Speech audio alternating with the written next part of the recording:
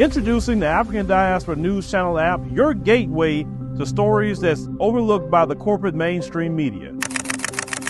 And we serve as the voice to the Chubal Black community. Again, we got Dr. Candace Matthews.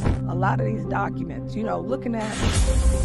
We are committed to informing and educating through the power of media. This country is supposed to be about the land of the free for all. It has not been free for Black people, and we are tired.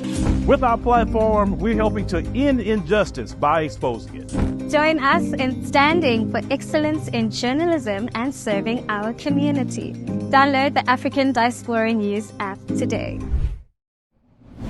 Y'all might remember an incident that took place earlier this year where migrants from Venezuelans got into some gangster stuff, if you will, with the police in New York City. In the middle of Times Square, police officers could be seen being kicked and beaten by Venezuelan migrants. Okay, so it sounds like they were arrested and then released on bond, I guess. But one of them, by the name of Darwin Andres Gomez Isquiel, he pled guilty and will be sentenced to a year in jail and may face deportation. Now, of course, the police union is like, well, that's not enough. A year in jail and he may face deportation. Now, it is said that when Mayor Bill de Blasio was in office, he created a law to where migrants will be given due process. So basically like Americans, right? But listen to what I want to say. Now, doggone well, had that been Ray Pookie or anybody else that is a Black man doing what those migrants were doing to police officers, they might not have even made it to the jail. Let alone talking about I'm guilty and I'm going to get a year for attacking police officers. I can't think of one Black man. I'm not saying it didn't happen, but I can't think of one that has gotten a year for beating down the popo in the middle of Times Square for everybody to see. Like, we saw it being done. It wasn't no speculation or, well, maybe it happened. We saw it being done, and they may get a slap on the wrist.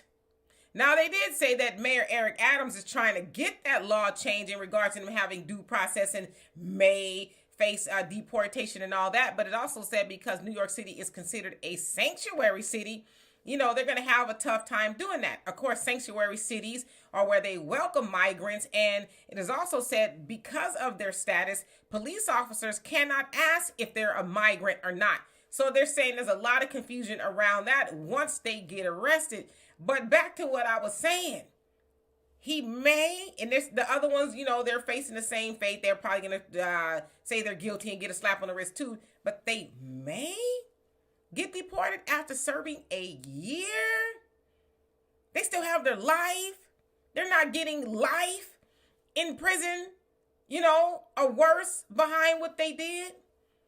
So tell me how that is fair. Where in New York City, Eric Gardner was choked to death for cigarettes. Lucy cigarettes. Not beating up the police.